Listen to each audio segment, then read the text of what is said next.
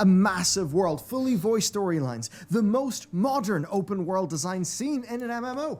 Guild Wars 2, at its time of launch, was the big WoW killer that got people excited. It was a game that was new, it was different, it was trying to push the genre forward.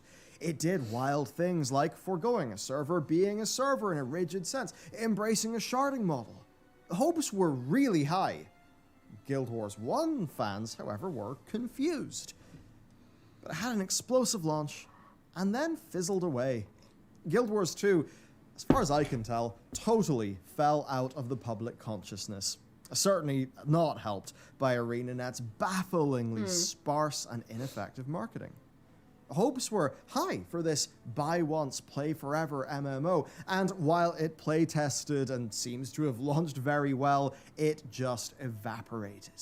That level up experience that was so new. I mean, that's still kind of how people feel now. It is Matt's voice, and he does really good videos. I actually think he's really good about being the most neutral. Like, everybody who makes videos for MMOs, especially, like, you know, if coming from a different MMO, is going to be biased. But even when all of the Blizzard shit was going down, he was quite neutral about it and quite professional about it for a time, and then he started freaking out. But I feel like even now, this is still a thing. Like, you don't know about Guild Wars 2 unless you talk to somebody who knows about Guild Wars 2. Like, it's literally so word of mouth, it's so weird. Fresh fell away to an endgame that existed, but didn't fit the mold people expected. The usual MMO endgame wasn't really there. The near wholly horizontal progression system is not what people had been trained to expect from other MMOs. Its buildcraft-oriented combat design felt confusing, and longtime Guild Wars 1 fans, they felt like the extremely open buildcraft options they had fallen away, and that the competitive PvP that they had loved so much was no longer a priority. That is so weird to me, because for Guild Wars 1, obviously I didn't get very far, I just went through the tutorial, but, like, having to, like, the way that you had to cast and how things felt with it being such an old MMO, I'm like, I don't know how I could PvP with this. It'd probably be fun, but I'd probably be like, I don't even know how. And then, like, seeing all of these guys and going through, like, this whole mob and hitting everything, like... But people have said, too, that they thought that the way that you could build your class for Guild Wars 1 eventually ends up being really, really good. I haven't played it enough for that, but I was just like... Wars 2 kind of shipped without the Guild Wars. Yeah, Yet, that's true, too. Guild Wars 2 absolutely did find a player base. One who played a game wholly different to the likes of World of Warcraft. And while I'm not going to say it was a sleeper hit, I do think it's a game that ticked along, all while developer ArenaNet worked on the next big thing. Yeah. And the fate of that is actually what makes Guild Wars 2's future brighter than ever right now. We do not have sub-counts for this game, but we do have quarterly revenue, which tells us all that we need to know. Be it subscription or the gem store, the cosmetics. I'll just have to actually get into it to see if I like it. Playing the game. What's incredible then is that publisher NCSoft discloses this per game every quarter since the launch of Guild Wars 2. Let's look at how it performed. So when I saw this, when I was originally watching a little bit of the video with Chalk, like, that's just, wow. Like, Heart of Thorns would be, like, peak right there. And then Path of Fire, I believe, was 2017. And then nothing until now. And it's just like, obviously, for the most part, this has stayed pretty stable, but we haven't had that spike because of not having an expansion. It's just like, oh dear. Box sales spiked in that launch quarter, but then the game settled in at around 20,000 million Korean won. Of course, it is an American game, but it's a Korean publisher. Mm-hmm. Heart of Thorns, their first expansion, boosted its quarter up, but not by a massive amount. And this matches many people's experience, mine included. I played this game for a bit at launch. Goals, man. Some people, I didn't, but some people maybe reached max level. And then they just wandered away. Yeah. 2017 saw things get real bad, and while Path of Fire's really innovative mounts kept that existing Guild Wars 2 audience super hyped, revenue did kind of plummet shortly after. I have one question.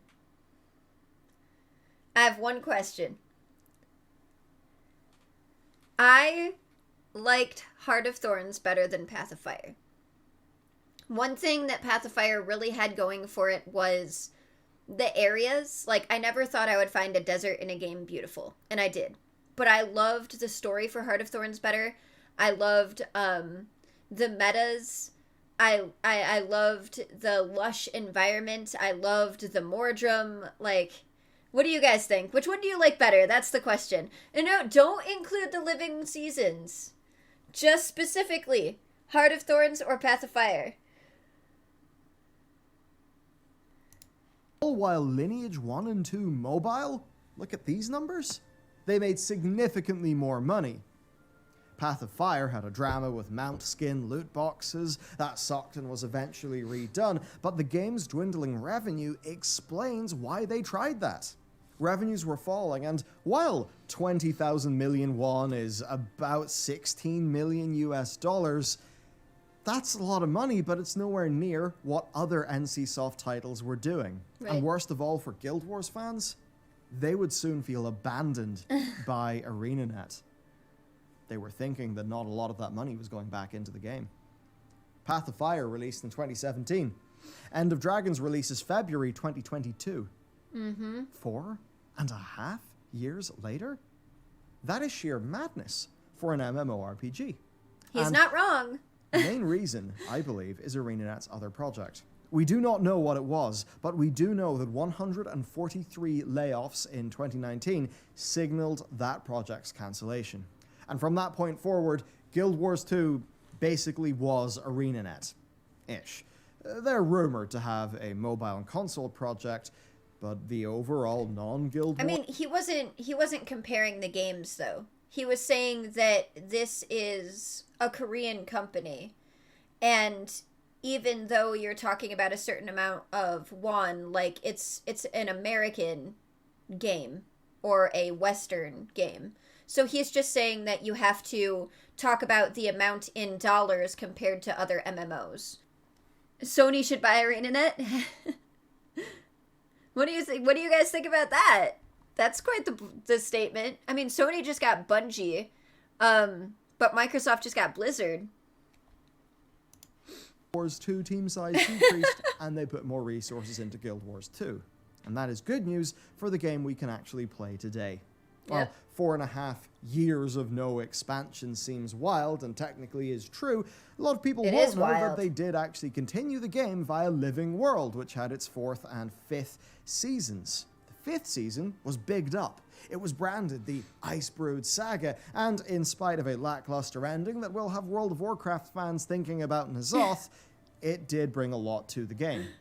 This isn't just a bunch of small patches, it was bringing out full zones, or maps as they're called in Guild Wars 2, that, for the MMO genre, are extremely innovative and really cool. Absolutely something other MMORPGs should look at. Absolutely. As Icebrood rolled out, the game began to feel like it was cared for a little bit more, like ArenaNet were putting more resources in. And that's what takes us to today, just before the release of End of Dragons. Revisit the revenue chart, and you will see that Guild Wars 2 has been stable, but low-ish in terms of its revenue. Icebrood Saga has kept people there. But as World of Warcraft's explosive business model shows us, there is nothing like a heavily marketed expansion to inject life back into an MMO. Marketing. So let's market it, people! It's like this video. I mean, he's just trying out all of these MMOs and seeing what he likes, but this is great marketing for Guild Wars! Of course, is something that ArenaNet are frankly a little bit useless at. As of the time of writing, the community's actually frustrated at End of Dragons' February 2022 launch window, and the vague way that ArenaNet have been handling things there. That's what we just talked about. The constant thing that I hear from Guild Wars 2 influencers is bafflement at the marketing, and I can see why. And that takes us to today. End of Dragons is going to come out. I am diving into Guild Wars 2. Now that we have a brief history of Guild Wars 2, the Guild Chat streams as marketing, horizontal progression MMO. I actually really like the idea of the Guild Chat streams as marketing. The only thing that's unfortunate about it is that, again, if you don't know about Guild Wars 2, or you're not interested in Guild Wars 2, you might not check out the Twitch stream. Now, if it was a little bit broader, and they, like, rebroadcasted to, let's say, like, YouTube and Facebook at the same time, that would be really, really cool. Or at least had, like, highlights on both to really get the name out there. Boosted their posts in order to do that as well, rather than just posting the video on YouTube afterwards. And then possibly if they had it be a little bit more planned out, I think would help a lot too. I love Guild Wars 2, and I think the devs for ArenaNet are absolutely adorable. The only thing is that, because I've seen quite a few of the guild chats, and they're a lot of fun, and they're definitely nerds, and they definitely love their game. But I feel like a lot of it isn't as hashed out as, like, let's say a live letter in Final Fantasy. So for anyone who hasn't seen those things, Final Fantasy right before a big patch always does a big live letter where they go over a lot of stuff, including merchandise. But it's very, very, it's longer than a guild chat, and it's very, like, scheduled.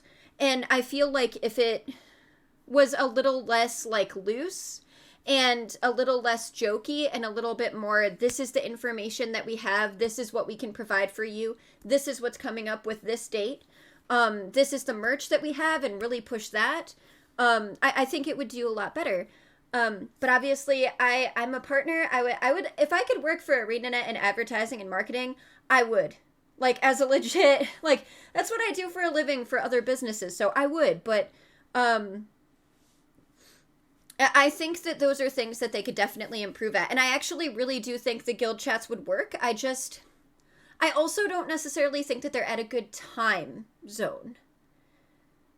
Or, like, in a good time frame. Because a lot of people can't necessarily... Yeah, it is a militant presentation regime. It is. And I feel like if that model was followed a little bit more, and maybe, like, the guild chat was done, like, later on in the evening, for people, for NA, like, that it would work a bit better. I don't know. We'd have to see. The Guild Wars 2 wiki is a great tool. But I feel like you shouldn't have to go to a wiki for updates on a game or to learn about the game. Like, it should either be in-game or it should be promoted everywhere, not on the wiki. And I'm not saying that it's a bad thing. I think it's a great tool. I just think that the guild chat should have more membership and viewership than people looking for the information on the wiki. Does that make sense? MMO with pretty neat world v world system. Sorry, I got carried away, and I was talking and answering your questions. Had the same level cap for a decade. It's the MMO that does things differently, maybe so differently that MMO gamers conditioned by the rest of the market could hardly see how they themselves fit into the game's mold. That's not untrue either. It's time to see if I can stuff myself into that mold. Stuff. Immediately I'm presented with this gorgeous art. Mm-hmm. Yeah, Guild Wars 2 character creation I think this is one thing that I absolutely love, especially for, like, when they do cinematics and cutscenes in the game. Just the artwork. So it's funny that people mention that they try to get their friends to play and they're like, they just see an outdated game. I just think that it's very stylized. It's kind of like the new Pokemon. A lot of people don't like the graphics for the new Pokemon, for Arceus. And it's just because it's a different style. You know what I mean? It's not like the same... It's not what you're used to. It's not like that really, like, sheen, perfect, you know what I mean? Like, streamlined people, like, you know, Unreal Engine or something. So I actually really love this, and I love all of the artwork for it. And I think it makes it look more adventurous, and I think it makes characters look, like, more brave, but also more beat up, if that makes sense. But I don't think it's weird. Like, I don't think that... I think that it would be nice to have a graphics update, but I don't think that the graphics in Guild Wars 2 are bad. And especially the cinematics. I actually love the stylized, like, half anime. You know what I mean? I actually really like that. Brushstroke. Yeah, that's what I meant. That's what I meant by stylized. It's their own style. Is simply fantastic. It's just so immersive, this UI. Yeah. And right out of the gate, it's bringing this level of polish that I'm just so allured to, that I'm not used to. And then I realize, oh, ArenaNet have really interesting playable races, at least a few of them. So look, humans, you know them, I know them, we are them, let's move on. Sylvari, those are the ones. But wait. I know that this is his first time playing, so he doesn't, like, know a lot of the story, and he's going through, like, his playthrough. And I know he's talking about the things that stick out, but he's just like, humans, we know them. What? They're so completely different in Guild Wars 2. And I shouldn't be nitpicking because he doesn't know, but I'm just like, I heard this and I was like, oh no! They're these plant people with, well, English accents and then lore that feels a little bit more Irish, Welsh, and Scots Gaelic. So that's a funny mix. But no, ArenaNet is fine. That's a funny mix. They really are plant people, though. Like, you pretty much get spawned out of a tree. They aren't playing lip service to the idea. The lore actually doubles down on this and reflects it, which is just awesome. Yeah. The Char, the villains of the first game. And if this were Blizzard Entertainment... Wait!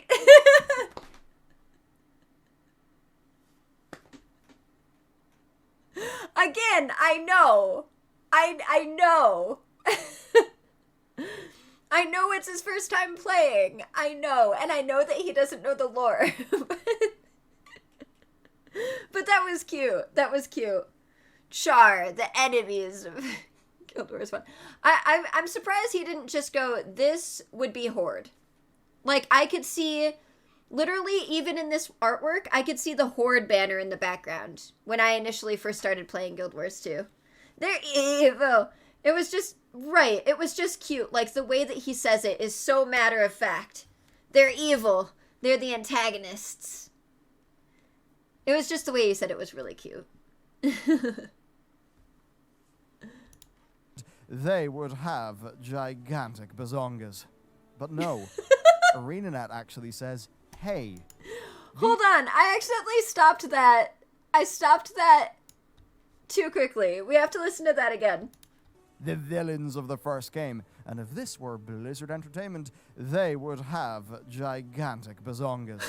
But no, ArenaNet actually says, hey, these are big, savage cat people. They were the antagonist of the previous game. They'll kick your ass. You know, man and woman both. So I really like the Char. I like how they properly made a beast race. They did not cop out and try to humanoidize them. Exactly. Then, of course, we've got the Azura, who are this time our small and smart race, and the Norn. Funny enough, they're a bit Scandinavian feeling. They have big bazongas. That's why I play a Norn. But I will say that it's funny that mentioning that the Char are actually beast-like, because going from playing World of Warcraft to Final Fantasy XIV, I really loved the characters for both. I actually loved the races more for World of Warcraft than Final Fantasy XIV because they were more like brusque and more and less like pretty, if that makes sense. But I appreciate both, and I absolutely love Final Fantasy XIV, and then I started really getting into the aesthetics of Final Fantasy XIV, and even making my guys look really, like, ruggedly handsome, you know? But when I started playing Guild Wars 2, I'd actually put out a video of the Char, and I was like, I don't know if I like them coming from different MMOs because they're so bestial. Because everything I'd seen from going from WoW to Final Fantasy XIV was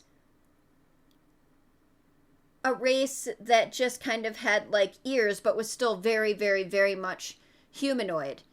And still had, like, way more humanoid features. And yeah, exactly. Exactly. And so at first I was like, this is weird. I don't know if I like it. And then I realized how cool it was, and I saw some fashion for them that was really neat, and some of the lore was really neat. And I started to really like the fact that there was a bestial race, but because of my background, it was weird for me. So it's kind of funny how that is a thing that affects your opinion on stuff. So like when I originally put out that video, I was like, I don't know how I feel about it, because all I've seen is more humanoid and less bestial, even if it was, you know, a tauren or a panda or whatever. Or a cat boy or a bunny boy or whatever. Or a Hrothgar, which is more bestial for Final Fantasy XIV, where they took like that extra step. But not like this. So it's just neat seeing where, if you do have a bias or an opinion, it comes from, if that makes sense. Because now I think the Char are really, really cool. I still think it's really weird moving with a Char because of like their hunch, and they're very much like the weight of the character when you're playing it and moving around and like doing jumping puzzles actually feels heavier and feels more feline, if that makes sense. So I do appreciate it a lot more, but it's funny that he mentioned the complete opposite coming from WoW in 14, where I was like, I don't know if I would like it because it's different. You know what I mean? It's a nice mix, basically, overall, of tried and true sort of safe bets, and then more interesting, unique races. Like, there's loads of people just want to be a human. For a lot of people, they'd love being a Norn. But for me, I went Sylvari. Of course you did. But what about my class? Well, here they're actually called professions, and they're a bit wild. Yo, dual dagger elementalist. They're human-sized. Yeah. No, and I'm not saying that. I actually really love all of the races in Guild Wars 2 and all of the races in Tyria. I just think that I do think that is funny. That I had a different opinion coming from these different games. I had a different opinion at first than he did. He's like, this is cool as fuck. Like, you have an actual bestial character. And I was like, this is weird. You have an actual bestial character. So it was just kind of funny. Wild. I mean, the way that it works is you get 5 active abilities based on the weapon that you are equipping, and that is obviously based on your profession. You then do have other abilities as well, like loads of utility things that come from your profession. Now, of course, you add in the ability to swap weapons mid-combat, or for the Elementalist that I ended up going with, swap elements, and you've got a lot to choose from. A lot. Now, this system means that a ranger can Before be a tanky even hero getting with a into staff, builds and traits. a ranged control DPS with a bow. I can't wait until he starts trying to get into, like, legit builds and traits. Like, I can't wait until he, like, puts out a video and is like, okay, so I tried to do this, and okay, here's what I came up with. Like, I can't wait, because it can be fairly simple, but it can be so complex. And that's what I like about the combat in Guild Wars 2. There was actually someone that played pretty recently, within the past year, that was like, the combat in Guild Wars 2 is so simple. And I was like, I could see someone getting used to it very quickly. So, like, simple to start with, like, simple to play, but, like, tough to master. Especially with something that has a weapon swap, and then using, like, having, like, traits that benefit from the weapon swap, so you have to make sure that you actually swap, you have to make sure that you swap pets, you have all of your combos, or swapping elements to make sure that you have either your protection or your heal, and having, like, different builds and how, like, in-depth that can go. Obviously, it doesn't have to go in-depth. You could take, like, the middle tier all the way, and still have fun playing. But I was just, like, I thought it was so funny that the person was just like, it's just very simple. And I was like, maybe on the surface, if you're not as into, you know, theory crafting with those things or looking things like that up. But I think, and what I found immediately when I started playing the game, was that to me, it was not simple at all, but it was more advanced in a good way. Like, it was fun to figure out what would mesh well together and with what weapons. You know what I mean? Oh yeah, for sure. And that's what I'm saying. Like, it was just funny because it struck me as odd with getting deeper into it. That's what I'm saying. And again, you could play with whatever you want to play with and still complete the core map. Like, it wouldn't even matter. Yeah, more approachable. But it was just funny. The person's like, the combat is too simple for me. And I'm like, well, that's because you didn't delve into it. Like, I don't know if it was me being, like, biased or defensive about the game that I'd started playing that I really loved. But I was just like, you don't like the combat because you think it's too simple? Like, have you done this, or this? Or have you gotten this far to do this? Or have you thought about that? You know what I mean? So it could have just been that I was too, like, excited and positive, and I'd already delved into the fun of that, even if my builds were shit and wrong. But I was just like, I was totally taken aback. LA-focused DPS with a great sword, and a whole bunch more. Now, Guild Wars 2, it really doesn't have a rigid trinity of tankular DPS. Everyone's Right. a bit of a hybrid. And now, profession-wise, overall, there's Warrior, Thief, Guardian, and Ranger. I think kind of self-explanatory. Same goes for Necromancer, which is more of a sort of a horde class. Then Engineer, well, that comes in to give you some turdy gameplay, which is pretty damn cool. You've got Revenants coming in with Ancestor Magic that they use to do... The first time he said that, I thought he said turdy rather than turrety, and I was like, what? Is he trying to say that the gameplay for Engineer is shitty? Obviously he wasn't, but I was like, is he saying turdy instead of shitty, but turrety? Whatever they do, in fairness to ANET, they are a bit more of a unique feeling one. But then there's the Mesmer, which is fully an illusionist, and I think super unique in its vibe and its direction. So Very I love unique. what ArenaNet are doing there. And then the Elementalist, which is more interesting than most mages. Because yeah, it is your element-based mage, but it just has this little bit of almost Avatar feeling to it, where you sacrifice the ability to swap weapons Shadow in combat Behemoth! to be able to swap between the four No, elements. it is kind of funny because he did almost kind of skip over Thief. And obviously he hasn't played the game enough yet, but he hasn't seen that you can pretty much play whatever class however you want to. So a Thief doesn't just have to be like a rogue from the Horde, which is pretty much what he was saying. Like, it doesn't have to be that way. Especially with Daredevil gameplay. And for me, I play my Elementalist, my dual dagger Elementalist, or my Weaver, which is sword dagger, a lot more like a melee class, like a monk crossed with a thief almost. Like dodging in and back out, you know what I mean? Support Thief soon. But Mesmer is so cool because it's so unique to Guild Wars. And I wish, like, that would be a great thing for promotion too. Like, promote that. It's unique. It is you. Considering that Rogue doesn't have combat anymore, which would be like how Daredevil plays, yes.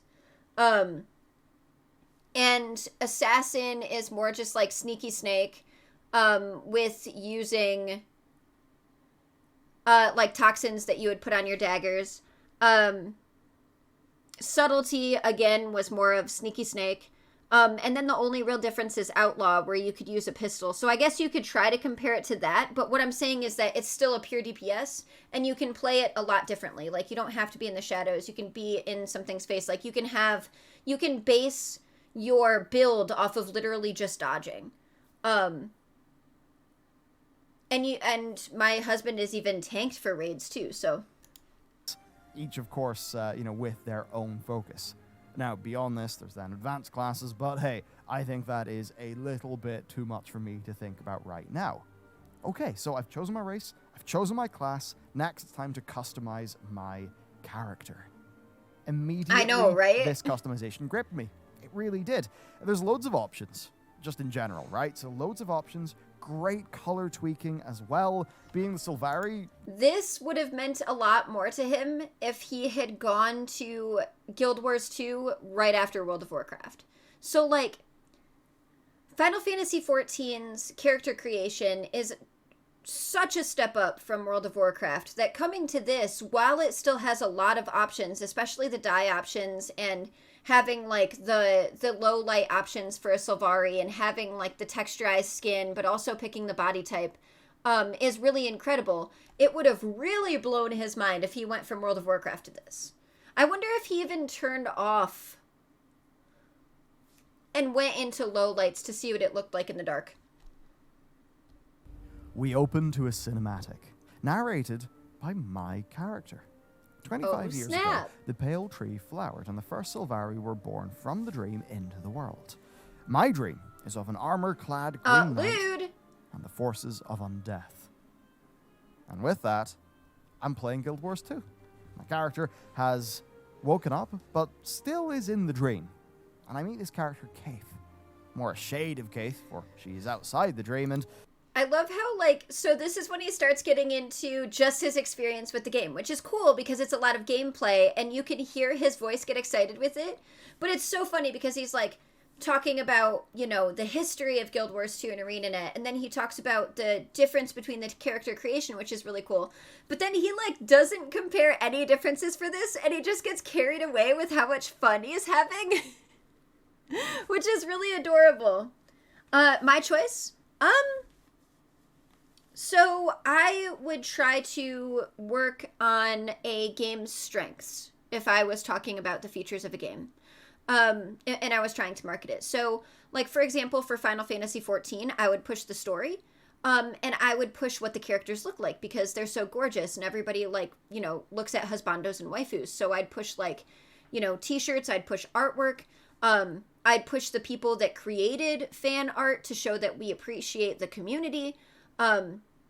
And things like that, which Guild Wars 2 and ArenaNet already does, especially with their partner program. I just don't think that it's done enough, especially for artists. I wish there was more.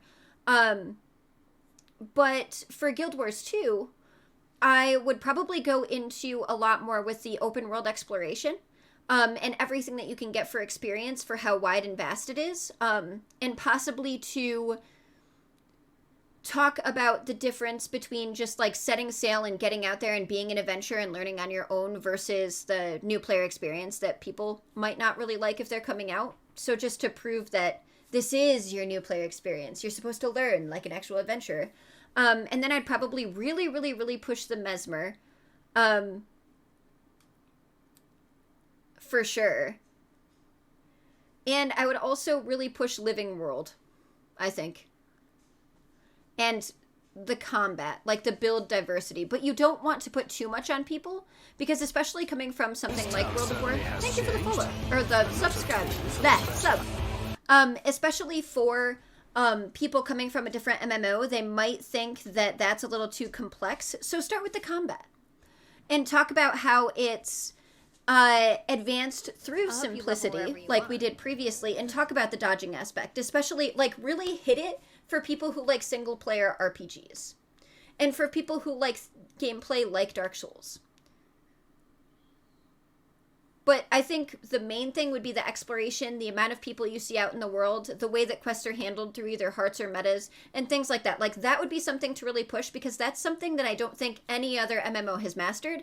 And a lot of people don't know that Guild Wars 2, for the most part, unless people, like, get bored after core because they don't have endgame or think it's too repetitive or don't like the horizontal progression, that would be a really big one. But also just to, like, compare and contrast, which ArenaNet doesn't do a lot of, and other companies do. And not in a way that's like, oh, you know, 14 is trash, play World of Warcraft. But in a way that's like, you know, compare this to this and see what we're doing to improve, and maybe you should come over and try, you know. Right, and people don't like the lack of roller coaster ride. So you have to be smart about it, but I think that there are a lot of things that could be promoted that aren't. To answer your question, push the Mesmer. But you guys know what I mean. So, like, but that was a question in chat for anybody that didn't see. So that's what I would try to do. And I know you said picked one thing. But those are all of the things that I have made videos about them to push them. But what's hard is the things that I find fun as a player who really, really loves the core game and someone who isn't like a serious veteran. I find things more fun than other people. So, like, if you're a veteran, you might find it repetitive. You might, like, find the video and comment on it and be like, well, this isn't what we want. It's not about what you want for promotion. It's about getting other people to play the game. It becomes rapidly apparent that my character is Sorry, fresh, I went on another tangent. new.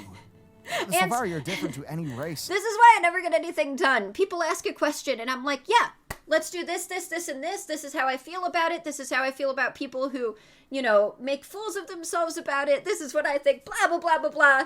And then I'm like, oh yeah, we're watching a video of someone who has a lot more insight on a lot of things than I do. So yeah, no, I see why it's a hard question. There are a lot of things to pick from, but picking one and going with it would help. Or especially, like I said, with the guild chats, change the time of the guild chat, see what time is the best time for it, make sure that people, and don't always talk about new things for a guild chat, because there's some people that just don't want to get spoiled, right? So make sure that you promote it on every single social media, which ArenaNet has been really, really, really good about Twitter. But they're not so good about, like, the Instagram or the Facebook, and there's a really big Guild Wars 2 Facebook community that's actually really welcoming that they could utilize, and they could also restream these things to YouTube and also Facebook. So there's just a big promotion to begin with, and make sure that you, like, boost those posts with ads on those platforms. So for example, like, for Twitch, they did some of the Prime stuff.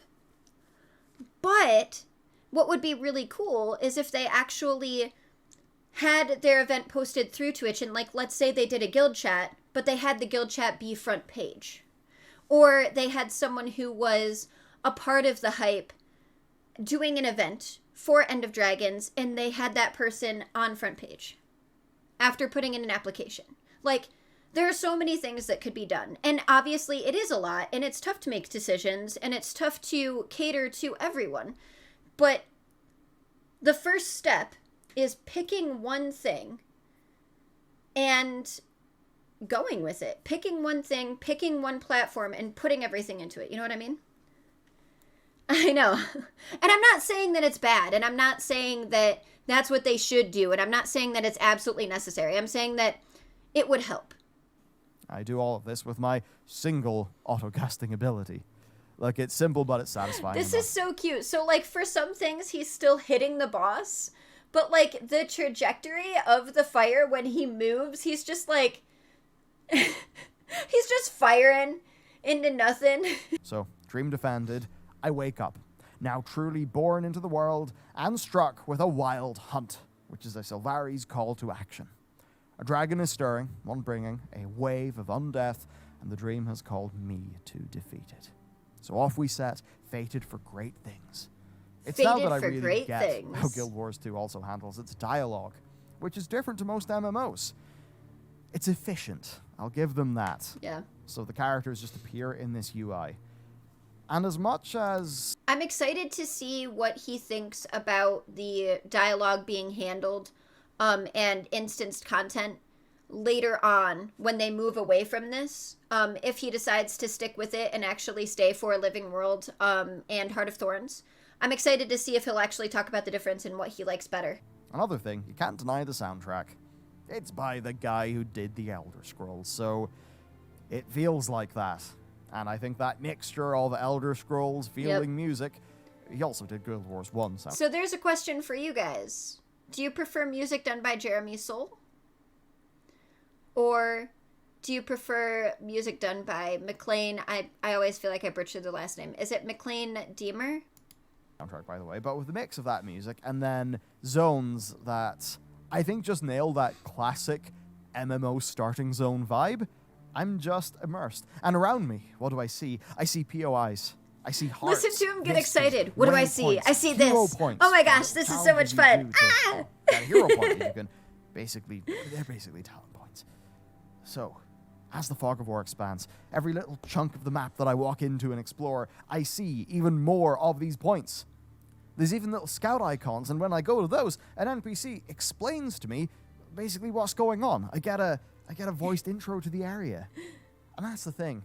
This game wants you to be an adventurer. And I love that. I love how it does it. Me Rather than weave a massive storyline through all of this, you're just milling about helping people. You soak in the state of the world and its people by going about and seeing what you come across. You'll get the story, you'll understand what's going on in these zones, but it's not in any way that MMOs usually do this. At all. There's no thrilling conclusion here, really, but what you do get here is immersion. Strong immersion. Not in a role. And you can get extra side pieces to the story that you might not have gotten before, which is really cool. I don't necessarily have a favorite, but I think I really like the darker version of Fear Not This Night. I love how like the meaning behind it actually changes with just the changing of, you know, the last two lines. I think it's absolutely perfect, and it makes it sound so much more dark. I think Fear Not This Night is an amazing composition to begin with, but I really love that. But on this playthrough that I've been doing for Guild Wars 2, I've actually been appreciating the rest of the more ambient music a lot more as well, which I didn't previously. Oh, I just got logged out finally. Here we go. Role-playing sense. I'm not going around RPing as my Sylvari, but I'll tell you what I am feeling. I'm feeling that I'm here, that I'm exploring the map, that I'm soaking it in, and that I'm content. You know that vibe you get into, that feeling when a game is just so playable that you can just go around for hours? Yes. That's the feeling I immediately get. Yes. And so I went across. But I also feel like a lot of people have come over and tried the game and gotten that feeling. And then hit 80 and we're like, I don't know what to do, which is really unfortunate. And it's not everybody, but it's just like, I feel like they're like, you know, I can play this game just to have fun. Like, I can just explore. Cool. Thank you so much for the sub. And then they get to certain points and they're just like, what do I do? They get lost, and that's really unfortunate. It's really unfortunate that the feeling doesn't last, I guess. But I can see both ways. Aw, thank you. You're so sweet. You're so sweet. Thank you, thank you, thank you. I'm not, like, I'm honestly just I'm giving my opinion on a lot of things and commenting on it, but I'm mainly just being honest and having a lot of fun with you guys. Yeah, I haven't played ESO. Well, I tried, and I could barely get through the tutorial, but it was a long time ago, because the combat felt so weird and clunky to me. Because I'm used to having, like, a UI like this. And I'm planning on going back because a lot of people say that the story is at least good. Same thing for SWTOR. But I don't know. But a lot of it is based upon the exploration and looking through your UI. You're supposed to find all of these extra things that you could do that somehow meld into the story or what you were doing previously. Like getting extra tidbits from NPCs that you might not have gotten if you didn't talk to every single one of them. So I get what they were trying to do. But yeah, if certain things were more guided, I do feel like there would be more people that were new sticking with the game for sure. But I do like that it doesn't handhold. But I think there's also a difference between it being a little bit more guided, like, oh, you should try this next, and handholding, if that makes sense.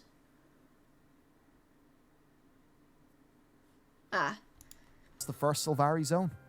I fill renown heart bars, I do the odd jumping puzzle to reach a vista, and I even run into some events. And these events are cool.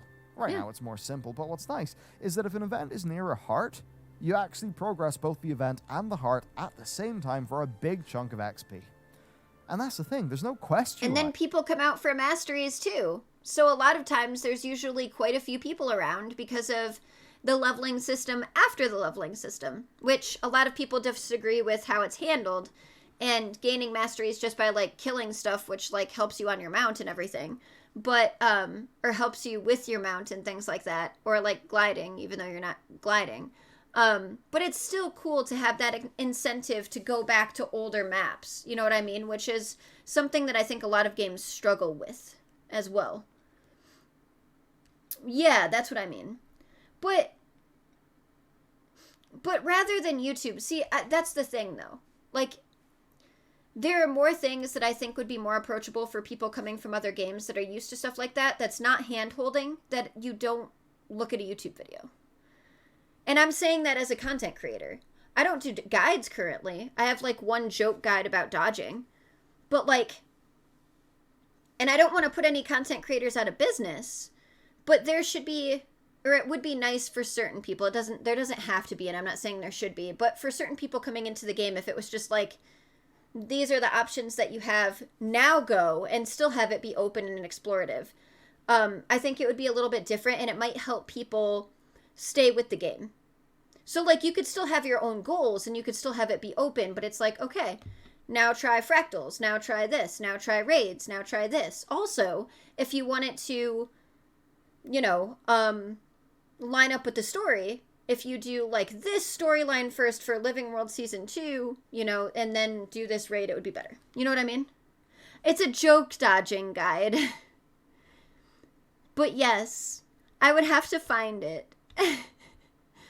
But it's literally called Derp Guides. And at the end, I have Muck saying, and now you know how to dodge, you're welcome. It's Muck's voiceover, but with me saying it. Exactly.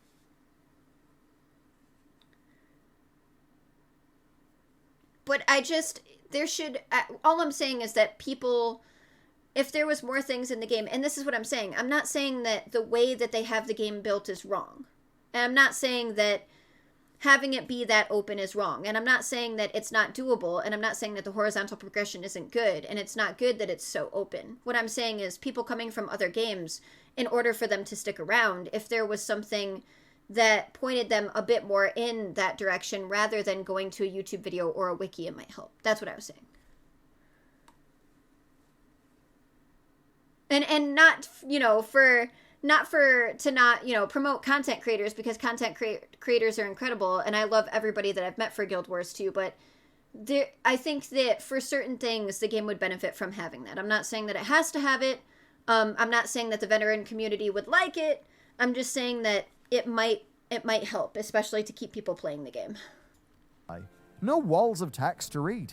In Guild Wars 2, you do. And even combat is designed that way. I love this. Start. Okay, so here is my low-level dagger wielding. I love this. My He's doing the event. That's the beginning of the jumping puzzle. He goes up there, he falls, does not go back. And he just goes and hits other stuff. I mean, obviously he's working on the event, so it doesn't matter anyway, but it was just funny that, like, he talks about the movement and the idea that it makes it, or how it feels for jumping puzzles, and how it helps for jumping puzzles. And then he's, like, about to jump on it, and he falls, and he's just like, fuck this.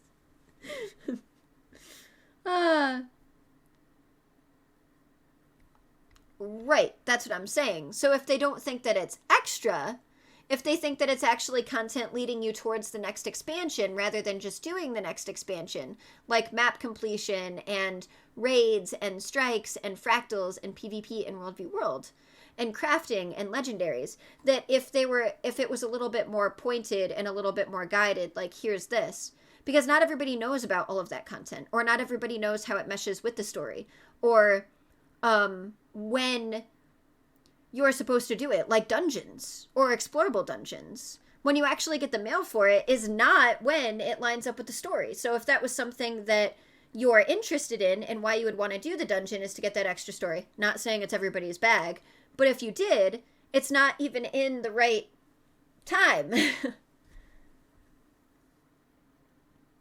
Imagine knowing about step but not touching. I'm sure it happens. I'm sure it's a brain fart thing. So one of the things for Final Fantasy XIV that I always do, even when I'm raiding Savage, is there will be like a symbol. So the boss will jump to like this one side of the room, and there will be these arrows pointing out to it, meaning that if he jumps this way, he's going to knock you back. So if you're too close to the side of the room, you're going to fall off.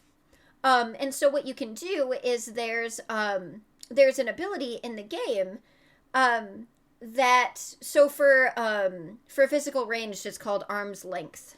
And so if you use arm's length, you, for a lot of bosses, it doesn't work for every single mechanic, but for those you won't get knocked back, you stand your ground. But sometimes that's bad, because sometimes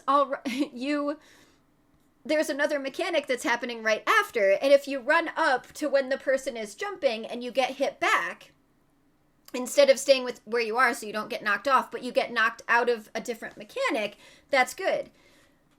I have quite a few times, speaking of knowing about things but not remembering them, but when you get the mail is what I'm saying, Guidance. So when you get the original mail for the dungeon that tells you that you can do the dungeon with the little dungeon symbol with the door, you get one for Ascalonian Catacombs at like 30, and then you get the other one for Caudicus's Manor at like 35. When you actually do the cinematic in Divinity's Reach that shows you why you would go to Ascalonian Catacombs, that's not until 40. So it doesn't line up in that way, is what I'm saying. Like, story-wise, if you do it correctly, it does line up. But when you get the initial mail that's like, hey, this is something that you can do, it doesn't line up at 30. Because you don't necessarily know why you're there until you get there. You can surmise it once you get there. But you would see all of the things in Divinity's Reach first, and then also Thackeray talks about Queen Jenna being invited to Caudicus's Manor around the level 40 cinematic for this in Old Lion's Arch as well. So that points you to go in that direction, was what I was talking about. But anyway, so this arm's length thing, I'll remember, I'm taking off my slippers, by the way, I'll remember that it's a thing, and I'll use arm's length when the boss is jumping down. So I won't get hit back, but I'll get hit by the next mechanic because I was supposed to get hit out of it and just not fall off the platform. It was a long explanation, but I do forget to do that.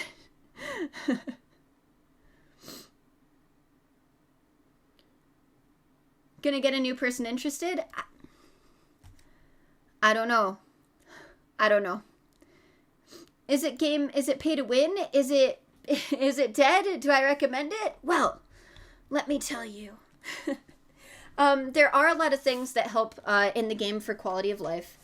Is it necessarily pay to win? Well, that depends on how you feel about pay to win, or what your opinion on pay to win is. There's a lot of quality of life that can technically make it so that you can achieve things either faster or have more of quality on things, or get to world bosses faster, or change your appearance that other people wouldn't have unless they purchase it.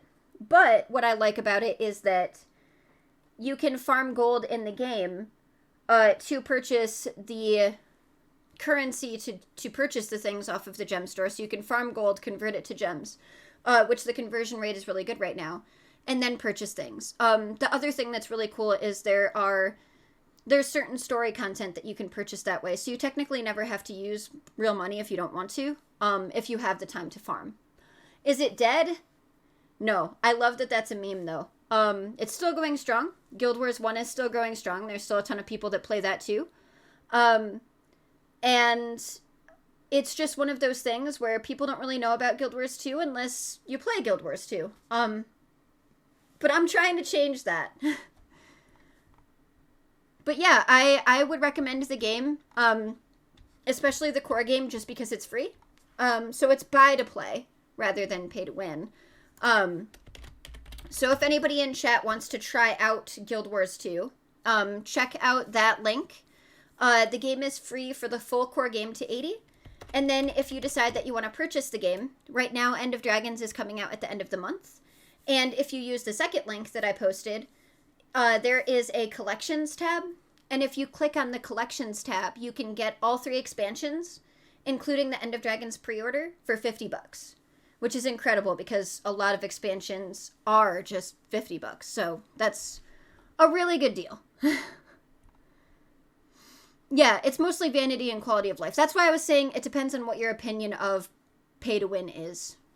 Like if you think having those things over someone else, like having different gathering tools or things that won't break, or a salvager, like a copper-fed salvage-o-matic or whatever, or a mist pass. If you think that is pay to win because other people don't have it, then that's your opinion on it. I don't think it's pay to win. But you know what I mean? Oh yeah, no, I know that the tutorial has been done multiple times. I wasn't picking on the tutorial. I was just saying that, and I know that at one point all of the dungeon stuff did add up and did make sense for when it came out. But now it doesn't. And it would be neat if they went back and even just fixed the mail or fixed like certain buggy areas but it's kind of like World of Warcraft never really fixed a lot of stuff too. Like there was a Kodo quest in World of Warcraft that they never fixed. That was always buggy for forever. You had to talk to an orc, I believe it was, and then you had to put a lasso on a Kodo, and then you had to ride it, and then you would be on the back of the Kodo, and you would shoot a rifle at assailants, essentially, and it, like, never worked, so you would always have to redo, like, a full chain. So would it be nice if they were updated and fixed and made so that it was more streamlined and, again, connected? Yes, but realistically, they probably won't. No. For it to bug out. So Well, that's feeling a good. bit miffed, I take a break and I make for Gandaren Fields, which again is just this nice, open, classic feeling MMO So zone. the one thing, I know that this is what quite a few people do, but the one thing that I thought was odd, especially for someone that really likes to explore and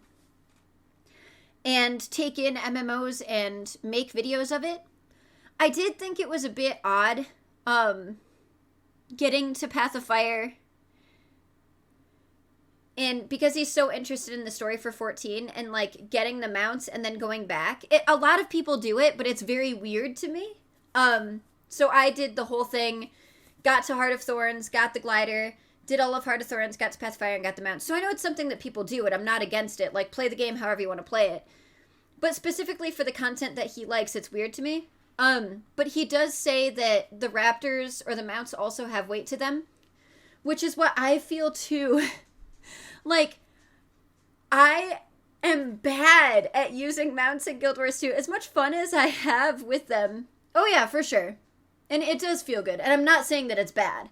That was just the one thing that I was like, oh, he did that? You know what I mean?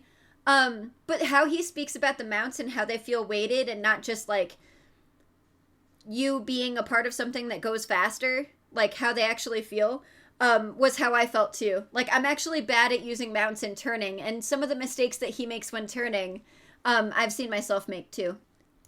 Why am I listing this It stuff? would be entertaining, well, look, it's though. simple. It's because what I've really, at this stage, understood is that Guild Wars 2 erases every barrier between you and the content that you're doing. It erases every barrier it can. So, I'm like, okay, batter up. You've erased all the barriers. So I clear Gandaren Fields before returning to the personal story. I Zaitan cleared and all the undead. barriers. They're the main threat of base Guild Wars 2. So to handle this, I quest along with 3 orders. One an order of spies, one seekers of knowledge, one warriors, as we track down Mazdak, a lich. A lich who is responsible for the first Sylvari I to like that ever top. die. Yeah, we're moving up The from side local boob is problems to pretty grand threats. fantastic. And the reason why this works is that aforementioned feeling of freedom that I've been experiencing. Because I am just this wandering adventurer. I go across these zones, I find people in need, I help them out. So they really have the gameplay. You know, they're not telling me that I'm an adventurer, the gameplay is making me feel like I'm an adventurer. And that means that when my personal story starts to And increase this is what my I like importance in too, this, because especially when we're in World of Warcraft and 14, you obviously in Guild Wars 2 you still become the commander because you're still the main person to the game. Like, you still have plot armor, except when they, you know, kill you and you go to the mists. But it really feels like you're an adventurer moving up the ranks. It's not like you just do one thing, like in World of Warcraft, and then all of a sudden everybody turns to you. we're going around doing funny business, trying to sabotage things, and it's just more fun. Later on then, there's a village. This village is going to be invaded by the undead, so instead we perform with the human guards a false retreat. We then lure the centaur in to take the place easily. I so love that how, the like, undead he starts talking about his gameplay and the exploration, and then you can just hear him get excited, and it's almost like he forgot that he was doing a video. He's literally just like, so I did this, and then I did this, and then I did this, and then I did this, and it was a lot of fun, and then I did this, and oh yeah, it's underrated. that come in, and then, oh, our 2 enemies fight each other. And it's not the most complex plotting in the universe, but It just feels like But it the feels writers good are and it able to feels have fun. more fun with these spies. So I like him. By story's end, I decide to fully become a member of the Order of Whispers. Woohoo! Well, there you have it. That is the first leg of my Guild Wars 2 journey. I thought it was just a pretty nice place to end things, really. It's like, oh, okay, I've done the intro experience, I've done some of the zones, I've joined up with an order. You know, it's like a nice sort of part of I my... love his outfit. Is that tweed? I'm literally being serious. Like, he's very much businessman. my character's journey. So I don't think it's going to be that long overall till I'm level 80. Which means, yeah, there's no surprises. I'm going to keep on playing Guild Wars 2. I've actually played a bit more since making this video.